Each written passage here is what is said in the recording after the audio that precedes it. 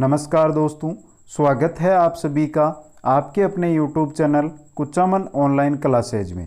दोस्तों, हमारी शिक्षा मनोविज्ञान की सीरीज चल रही थी 1500 प्रश्न की, जिसके अंतर्गत हमने 100 क्वेश्चन देख लिए थे भाग फर्स्ट में। आज देखते हैं भाग सेकंड। इसके अंदर हमारे रहेंगे 101 से 200 नंबर तक के क्वेश्चन। शुरू करते हैं क्वेश्चन। उससे पहले अभी तक अगर आपने चैनल को सब्सक्राइब नहीं किया है तो चैनल को सब्सक्राइब करें और बेल आइकन दबाएं, जिससे आने वाले हर न्यू वीडियो की आपको जानकारी मिलती रहे। दोस्तों, आप सभी से कहना चाहता हूं कि इस वीडियो की लिंक को आप अपने सभी दोस्तों के साथ शेयर करें। ये जो वीडियो है सीटेट हो, टेट हो, रीट हो, UP TET, MP TET, B TET या किसी भी शिक्षक भर्ती फर्स्ट ग्रेड या सेकंड ग्रेड, एचएम की, डीएसएसबी, सभी भर्तियों के लिए बहुत ही इंपॉर्टेंट है। इसलिए सभी के पास इस वीडियो की लिंक पहुंच जानी चाहिए।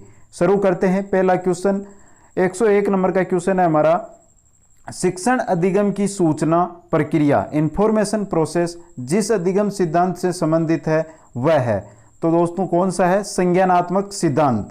किस सिद्धांत से संबंधित है? सूचना प्रक्रिया संज्ञानात्मक सिद्धांत से संबंधित है। नेक्स्ट क्वेश्चन है क्वेश्चन नंबर 2, सीखने की प्रक्रिया में विद्यार्थी द्वारा की गई त्रुटियों के संबंध में आपकी दृष्टि से निम्नलिखित में से कौन सा कथन सर्वोत्तम है? तो दोस्तों 2 नंबर है, त्रुटियां अधिगम प्रक्रिया का भाग है। ये यहाँ पे सही रहेगा, सर्वोत्तम कथन है। बाकी 3 कथन देखते हैं। विद्यार्थियों को कभी भी त्रुटियां नहीं करनी चाहिए। तीसरा कथन क्या है? विद्यार्थी की लापरवाही के कारण त्रुटियां होती है। कभी कभी विद्यार्थी त्रुटियां कर सकता है। दोस्तों कथन तीनों ही लगभग सही लग रहे हैं, लेकिन दूसरा कथन है जो सर्वोत्तम कथन है। नेक्स्ट क्वेश्चन देखते हैं। क्वेश्चन नंबर 103, प्रयास व त्रुटि किस नियम पर आधारित है? तो दोस्तों प्रयास या त्रुटि है वो बहु अनुक्रिया के नियम पर आधारित है। 2 नंबर ऑप्शन सही रहेगा। नेक्स्ट क्वेश्चन है क्वेश्चन नंबर 104, शिक्षा मनोविज्ञान के संदर्भ में सर्वाधिक उपयुक्त कथन है। 4 कथन है, देख लेते हैं। शिक्षा मनोविज्ञान दर्शन शास्त्र की एक शाखा है। शिक्षा मनोविज्ञान मनोविज्ञान की शिक्षा के क्षेत्र में एक शाखा है। सही ये बात है दोस्तों, शिक्षा मनोविज्ञान है, ये मनोविज्ञान की शिक्षा के क्षेत्र में एक शाखा है। ऑप्शन नंबर 2 सही रहेगा। 3 नंबर कथन क्या है? शिक्षा मनोविज्ञान मनोविज्ञान अध्ययन एवं शिक्षण है। शिक्षा मनोविज्ञान मन का शिक्षित विज्ञान है। नेक्स्ट क्वेश्चन है क्वेश्चन नंबर 105, अ ब स 3 शिक्षार्थी अंग्रेजी पढ़ते हैं जिनके अलग अलग लक्ष्य हैं। एक का क्या है? विषय रोचक है, वह भावी जीवन में काम आएगा। ये एक का लक्ष्य है। ब का लक्ष्य है कक्षा में पहला स्थान प्राप्त करना। और स का क्या लक्ष्य है? लक्ष्य है परीक्षा उत्तीर्ण होने वाले ग्रेड प्राप्त हो जाएं। निष्पादन उपेक्षा व निपुणता का सही क्रम बताइए। 4 नंबर ऑप्शन सही रहेगा। ब स ए। ब क्या है? कक्षा में पहला स्थान प्राप्त करना। स क्या है? परीक्षा उत्तीर्ण होने वाले ग्रेड प्राप्त हो जाएं। और ए क्या है? विषय रोचक है, वह भावी जीवन में काम आएगा। निष्पादन उपेक्षा व निपुणता का सही क्रम है। नेक्स्ट क्वेश्चन है क्वेश्चन नंबर 106, बाल केंद्रित शिक्षा के लिए किस मनोवैज्ञानिक ने शिक्षा शास्त्रियों का ध्यान केंद्रित किया? तो दोस्तों बाल केंद्रित जो शिक्षा है इसके लिए रूसो नामक मनोवैज्ञानिक ने शिक्षा शास्त्रियों का ध्यान केंद्रित किया था। नेक्स्ट क्वेश्चन है क्वेश्चन नंबर 107, अंतर्दृष्टि अधिगम परिणाम है समग्राकृति प्रत्यक्षीकरण का। नेक्स्ट क्वेश्चन है क्वेश्चन नंबर 108, शारीरिक परिवर्तन के लिए जिन शब्दों का प्रयोग किया जाता है वो है शारीरिक जो परिवर्तन है इसके लिए अभिवृद्धि का प्रयोग किया जाता है। ऑप्शन ए सही रहेगा। नेक्स्ट क्वेश्चन है, क्रिया प्रसूत मुख्यतः बल देता है। जो क्रिया प्रसूत होता है ये पुनर्बलन पर बल देता है। ऑप्शन नंबर 3 आपका सही रहेगा। नेक्स्ट क्वेश्चन है, समावेशी शिक्षा के संदर्भ में भाषा शिक्षण के लिए अनिवार्य है विभिन्न प्रकार की गतिविधियों का उपयोग। जो समावेशी शिक्षा है उसके संदर्भ में जो भाषा शिक्षण है उसके लिए अनिवार्य है कि विभिन्न प्रकार की गतिविधियां हैं उनका उपयोग किया जाए। नेक्स्ट क्वेश्चन है 111 नंबर, क्रिया प्रसूत अनुकूलन में पुनर्बलन निर्भर करता है अनुक्रिया की प्रकृति पर। ऑप्शन नंबर 2 सही रहेगा। क्रिया प्रसूत अनुकूलन में जो पुनर्बलन होता है वो अनुक्रिया की प्रकृति पर निर्भर करता है। नेक्स्ट क्वेश्चन है क्वेश्चन नंबर 112, विभिन्नता का नियम प्रतिपादित किया। तो दोस्तों जो विभिन्नता का नियम है ये किसने प्रतिपादित किया था? ये डार्विन ने प्रतिपादित किया था। नेक्स्ट क्वेश्चन देखते हैं, क्वेश्चन नंबर 113। धीमी गति से सीखने वाले बालकों के लिए अधिक उपयोगी सिद्धांत है। तो धीमी गति से सीखने वाले बालक होते हैं उनके लिए थोर्नडाइक का सिद्धांत उपयोगी है। ऑप्शन नंबर 2 आपका सही रहेगा। नेक्स्ट क्वेश्चन है क्वेश्चन नंबर 114। निम्नलिखित में से 1912 में किस संप्रदाय का प्रतिपादन हुआ था? तो दोस्तों 1912 के अंदर कौन सा संप्रदाय आया था? गेस्टाल्ट संप्रदाय आया था। ऑप्शन नंबर 1 आपका यहाँ पे सही रहेगा। क्वेश्चन 115 है, निम्न में से किसमें ऐच्छिक व्यवहार उसके परिणामों से शक्तिशाली व कमजोर होता है? तो क्रिया प्रसूत जो है नियम है, इसके अंदर जो ऐच्छिक व्यवहार है वह उसके परिणामों से शक्तिशाली व कमजोर होता है। ऑप्शन नंबर आपका 2 सही रहेगा। नेक्स्ट क्वेश्चन लेते हैं, क्वेश्चन नंबर 116। जेम्स ड्रेवर ने मनोविज्ञान को किस प्रकार का विज्ञान माना था? तो दोस्तों जेम्स ड्रेवर ने मनोविज्ञान को शुद्ध विज्ञान माना था। ऑप्शन नंबर 3 आपका यहाँ पे सही रहेगा। नेक्स्ट है, सीखने का करना कौन से पक्ष से संबंधित है? सीखने का गतिक क्षेत्र से संबंधित है। ऑप्शन ए आपका यहाँ पे सही रहेगा। नेक्स्ट क्वेश्चन है क्वेश्चन नंबर 118। निम्नलिखित में से चिंपैंजी पर प्रयोग किसके द्वारा किया गया था? चिंपैंजी पर किसने प्रयोग किया था? तो दोस्तों चिंपैंजी पर आप सभी को पता भी होगा, कोहलर ने प्रयोग किया था। ऑप्शन नंबर आपका 3 सही रहेगा। नेक्स्ट क्वेश्चन है 119 नंबर। बच्चों के संज्ञानात्मक विकास को सबसे अच्छे तरीके से कहाँ परिभाषित किया जा सकता है? विद्यालय एवं कक्षा में। जो संज्ञानात्मक विकास होता है उसको सबसे अच्छे तरीके से विद्यालय एवं कक्षा में परिभाषित किया जा सकता है। नेक्स्ट क्वेश्चन है क्वेश्चन नंबर 120। एक शिक्षक के लिए सबसे महत्वपूर्ण क्या है? तो दोस्तों एक शिक्षक होता है, आप सभी शिक्षक हो, भविष्य में बनने वाले सभी शिक्षक हो, तो आपके लिए सबसे महत्वपूर्ण रहेगी विद्यार्थी की कठिनाइयों को दूर करना। ऑप्शन नंबर 3 यहाँ पे सही रहेगा। नेक्स्ट क्वेश्चन है 121 नंबर। गेट्स के अनुसार अनुभव द्वारा व्यवहार में परिवर्तन ही सीखना है। क्या है? गेट्स के अनुसार क्या है परिभाषा? कि अनुभव द्वारा व्यवहार में परिवर्तन ही सीखना है। दोस्तों 121 नंबर क्वेश्चन हो गया। 122 नंबर क्वेश्चन देखते हैं। इससे पहले अभी तक अगर आपने 1 से 100 तक जो प्रश्नों का वीडियो है वो नहीं देखा है तो उसकी लिंक आपको डिस्क्रिप्शन में मिल जाएगी, जहां से आप उस वीडियो को जरूर देखें, फिर आगे ये वीडियो देखें। इसी प्रकार आपको 100 क्वेश्चन के 15 वीडियो मिलेंगे, जिससे आपके 1500 क्वेश्चन मनोविज्ञान के कंप्लीट होंगे। नेक्स्ट क्वेश्चन है 122 नंबर। सीखने के पठार के निराकरण के लिए क्या नहीं करना चाहिए? उसे दंडित करना चाहिए। यह ऑप्शन यहाँ पे ऑप्शन नंबर 3 है, यह सही रहेगा। जो सीखने के पठार है उसका निराकरण के लिए क्या नहीं करना चाहिए? उसे दंडित नहीं करना चाहिए, जबकि यहाँ पे क्या दिया हुआ है? उसे दंडित करना चाहिए। ऑप्शन नंबर 3 सही रहेगा। बाकी सीखने वाले को प्रेरित व प्रोत्साहित करना चाहिए, सही बात है। सीखने की अच्छी विधि का प्रयोग करना चाहिए, सही बात है दोस्तों। इनके कारणों का अध्ययन करना चाहिए, यह भी सही बात है। नेक्स्ट क्वेश्चन है क्वेश्चन नंबर 123। जिस वक्र रेखा में प्रारंभ में सीखने की गति तीव्र होती है और बाद में ये क्रमशः मंद होती जाती है, उसे कहते हैं उन्नतोदर वक्र कहते हैं। इसके अंदर जो सीखने की गति होती है प्रारंभ के अंदर तो क्या होती है? तेज होती है, और अंत में फिर धीरे धीरे कम होती जाती है, उसे उन्नतोदर वक्र कहते हैं। नेक्स्ट क्वेश्चन है 124 नंबर।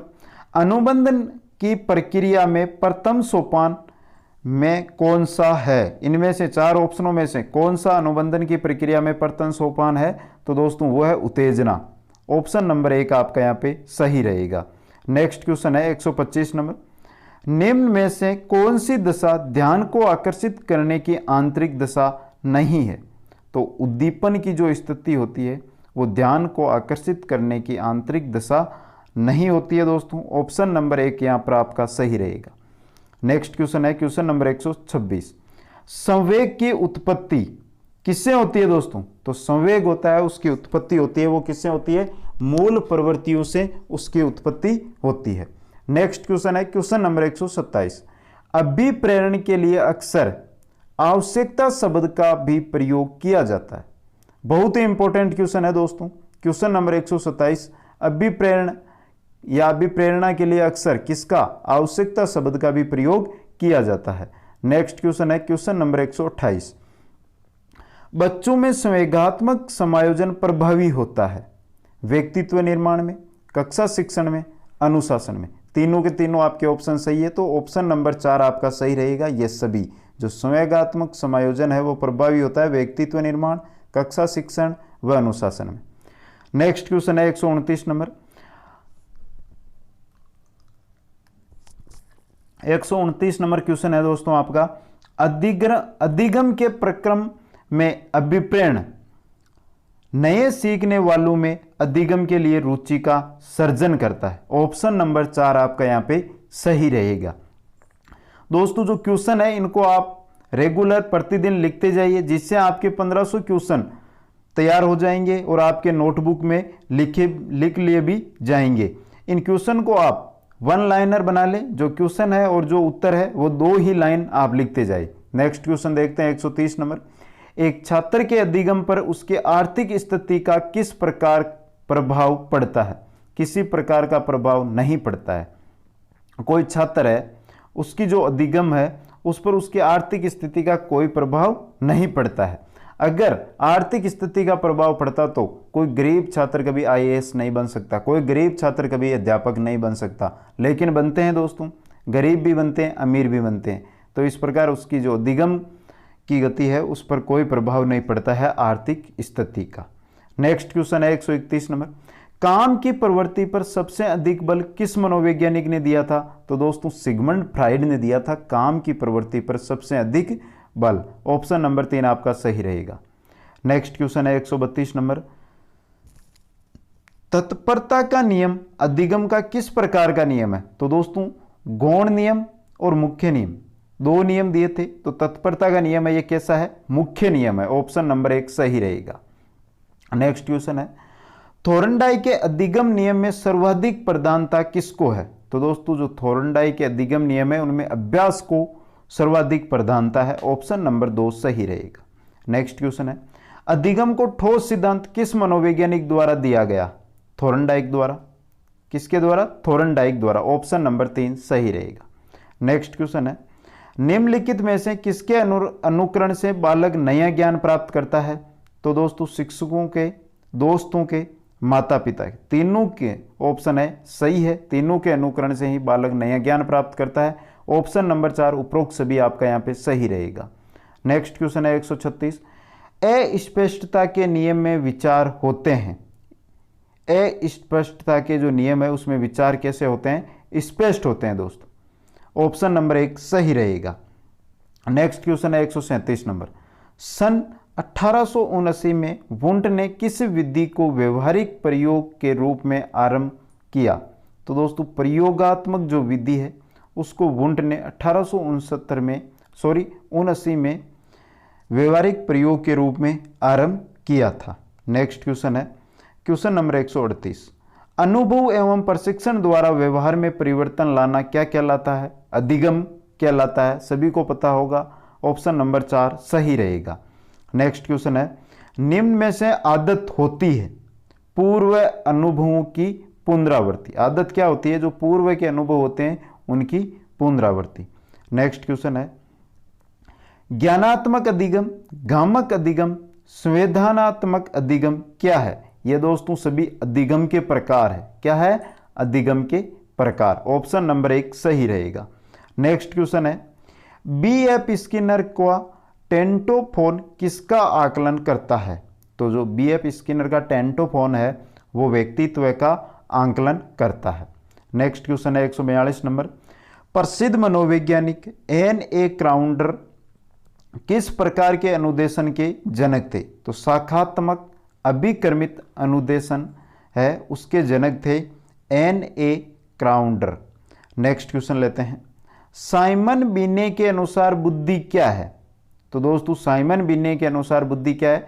पहचानने तथा सुनने की शक्ति। ऑप्शन नंबर 1 आपका यहाँ पे सही रहेगा। नेक्स्ट क्वेश्चन देखते हैं क्वेश्चन नंबर 144। किस प्रकार एक अध्यापिका बच्चों को बेहतर समस्या समाधानकर्ता बनने में सहायता कर सकती है? तो दोस्तों ऑप्शन नंबर 1 सही रहेगा। बच्चों को विविध प्रकार की समस्याओं का समाधान करने के मौके देना तथा हल करते समय सहायता करना। नेक्स्ट क्वेश्चन है 145 नंबर, छात्रों के बीच व्यक्तिगत भेद शामिल करने का आधार हो सकता है। तो दोस्तों शिक्षण के कई तरीके, आकलन के कई तरीके। ऑप्शन नंबर 1 और 2 आपके सही है। ऑप्शन नंबर 4 यहाँ पे सही रहेगा। छात्रों के बीच व्यक्तिगत भेद है उनको शामिल करने का आधार शिक्षण के कई तरीके और आकलन के कई तरीके सही है। नेक्स्ट क्वेश्चन है क्वेश्चन नंबर 146, व्यक्तित्व के विकास में महत्वपूर्ण भूमिका निभाता है। आनुवांशिकता और पर्यावरण का मिश्रण है वो व्यक्तित्व के विकास में महत्वपूर्ण भूमिका निभाता है। ऑप्शन नंबर 3 सही रहेगा। नेक्स्ट क्वेश्चन है 147 नंबर, बाह्य अभिप्रेरणा में शामिल है, क्या है दोस्तों? प्रशंसा और दोषारोपण, प्रतिस्पर्धा, पुरस्कार और दंड, परिणामों का ज्ञान। सही बात है दोस्तों, चारों के चारों ऑप्शन सही है आपके। बाह्य अभिप्रेरणा में चारों ऑप्शन शामिल है, तो कौन सा ऑप्शन सही रहेगा? ऑप्शन नंबर 4, 1, 2, 3 और चारों सही है। नेक्स्ट क्वेश्चन 148, रेवेन का प्रगतिशील सांचा RPM प्रशिक्षण का उदाहरण है संस्कृति मुक्त बुद्धि लब्धोक। ऑप्शन नंबर 2 यहाँ पे सही रहेगा। नेक्स्ट क्वेश्चन है 149, सीखने के बारे में निम्नलिखित कथनों में से कौन सा एक सत्य है? तो ऑप्शन नंबर 4 सत्य होगा। सीखने को सामाजिक क्रियाएं सुविधा देती है। नेक्स्ट क्वेश्चन है 150 नंबर, निम्नलिखित में से कौन सी एक महत्वपूर्ण गतिविधि बच्चों को सीखने के लिए सक्षम बनाती है? तो संवाद विधि होती है जो एक गतिविधि होती है वो बच्चों को सीखने के लिए सक्षम बनाती है। नेक्स्ट क्वेश्चन देखते हैं 151 नंबर दोस्तों, स्किनर के अनुसार भाषा की अव्याप्ति होती है क्लासिकी अनुबंधन के द्वारा। ऑप्शन नंबर 4 सही रहेगा। नेक्स्ट क्वेश्चन है 153, माता पिता से वंशजों में स्थानांतरित होने वाले लक्षणों को कहा जाता है आनुवांशिकता कहा जाता है। 154 नंबर क्वेश्चन रहेगा, बालक का स्वास्थ्य शारीरिक विकास उसके सही विकास के लिए एक महत्वपूर्ण शर्त है। तो ऑप्शन नंबर 4 कथन नंबर 4 सत्य है क्योंकि शारीरिक विकास दूसरे क्षेत्र के विकासों से संबंध रखता है। ऑप्शन नंबर 4 सही रहेगा।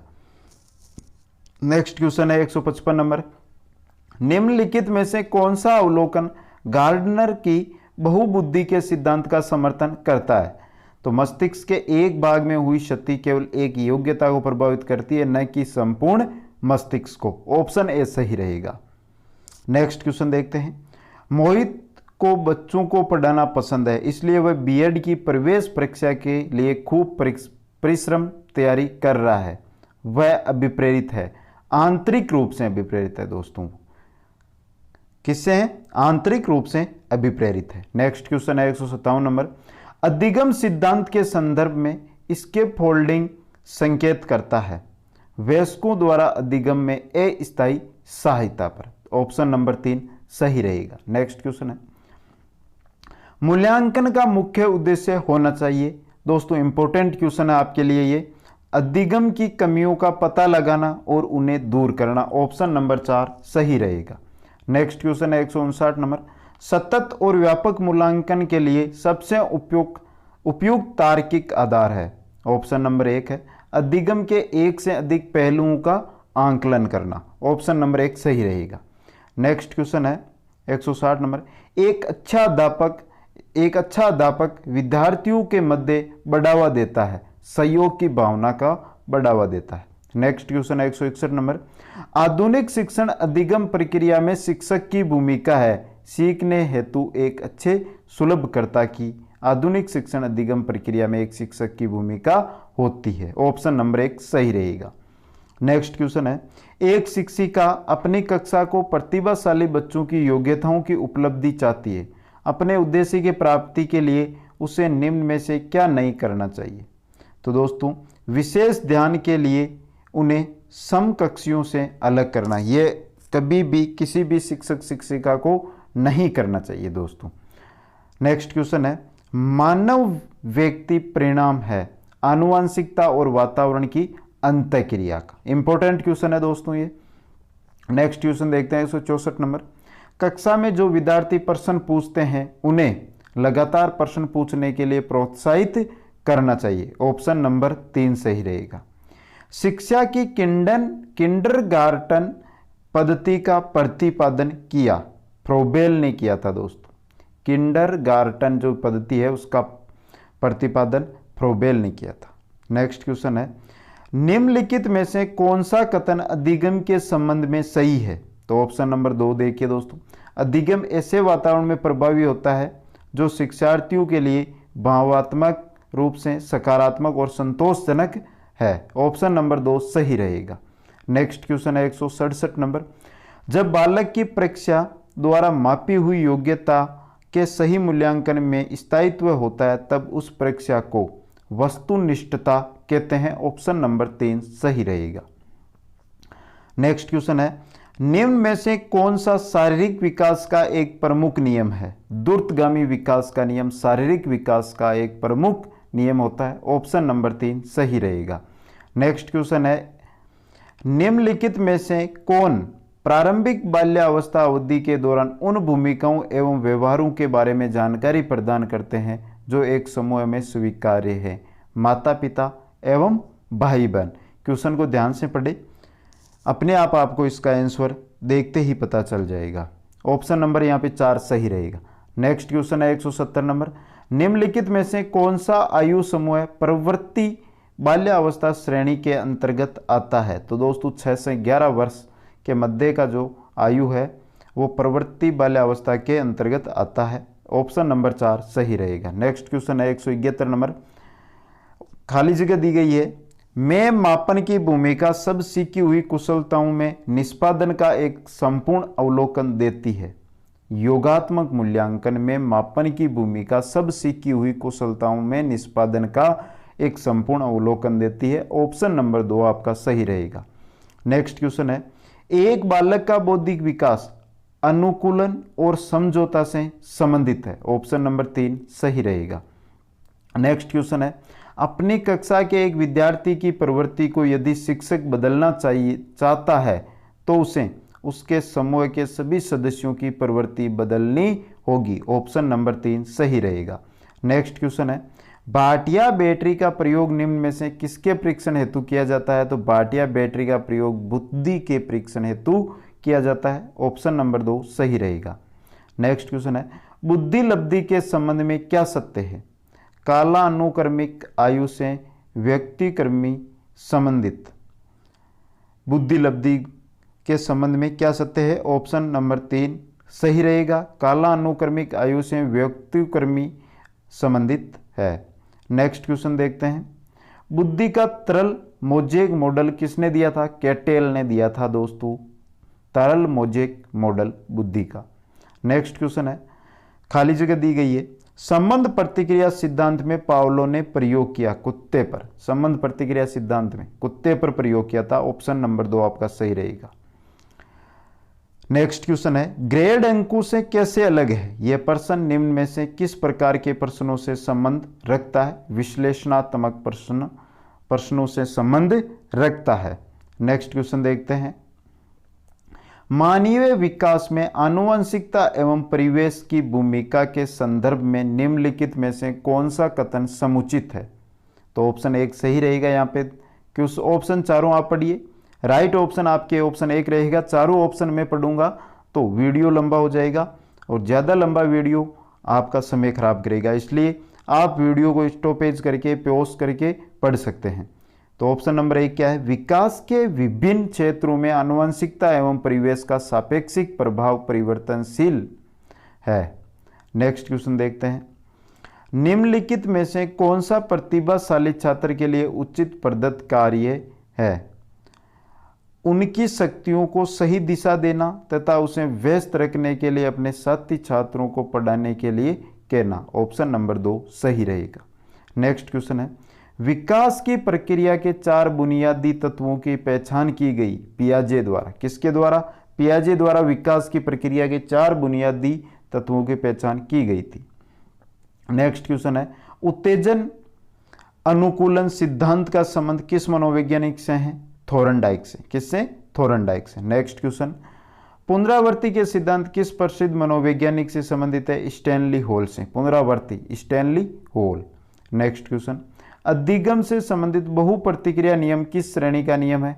गौण नियम है दोस्तों। ये बहुप्रतिक्रिया का नियम गौण नियम है दोस्तों। नेक्स्ट क्वेश्चन है, निम्नलिखित में से कौन सी अधिगम की विधि है? करके सीखना। अधिगम मतलब किसी काम को करके सीखना। नेक्स्ट क्वेश्चन, निम्नलिखित में से आदत होती है पूर्व अनुभवों की पुनरावृत्ति। आदत क्या होती है? पूर्व अनुभव होते हैं, उनकी पुनरावृत्ति होती है। रिपीटेड क्वेश्चन है दोस्तों, 186 नंबर। नेक्स्ट क्वेश्चन है, प्राइमरी मेंटल एबिलिटीज नामक पुस्तक के लेखक कौन है? थर्स्टन। कौन है? थर्स्टन। नेक्स्ट क्वेश्चन है, बच्चे को सक्रिय दुनिया की अपनी समझ का निर्माण एक बयान के लिए जिम्मेदार ठहराया प्याजे ने। किसने ठहराया था? प्याजे ने ठहराया था दोस्तों। नेक्स्ट क्वेश्चन है 189, दृश्य की कमी के साथ विग्रेड के एक छात्र होना चाहिए। ऑडियो सीडी के माध्यम से कक्षा में सामान्य इलाज और सहायता प्रदान की जानी। जिसके दृश्य की कमी है, उसको देखने में प्रॉब्लम है, उसको ऑडियो सीडी के माध्यम से पढ़ाया जाना चाहिए। नेक्स्ट क्वेश्चन है 190 नंबर, गेस्टाल्ट संप्रदाय का जन्म किस देश में हुआ? तो गेस्टाल्ट संप्रदाय का जन्म जर्मनी में हुआ था। नेक्स्ट क्वेश्चन, समग्रवाद में मुख्य रूप से ध्यान दिया जाता है पूर्ण से अंश की ओर। समग्रवाद के अंदर पूर्ण से अंश की ओर ध्यान दिया जाता है। नेक्स्ट क्वेश्चन 192, कौन सा संप्रदाय मनोविज्ञान को चेतना का विज्ञान मानता है? संरचनावाद संप्रदाय मनोविज्ञान को चेतना का विज्ञान मानता है दोस्तों। नेक्स्ट क्वेश्चन है, निम्नलिखित में से जेबी वाटसन ने मनोविज्ञान के किस संप्रदाय को मन रहित मनोविज्ञान की संख्या दी? व्यवहारवाद को। किसको? व्यवहारवाद को। ऑप्शन नंबर 3 सही रहेगा। नेक्स्ट क्वेश्चन है, स्थानीय इतिहास के लिए सबसे अधिक उपयोगी शिक्षण विधि है? क्षेत्रीय भ्रमण विधि। स्थानीय इतिहास के लिए सर्वाधिक उपयोगी विधि है।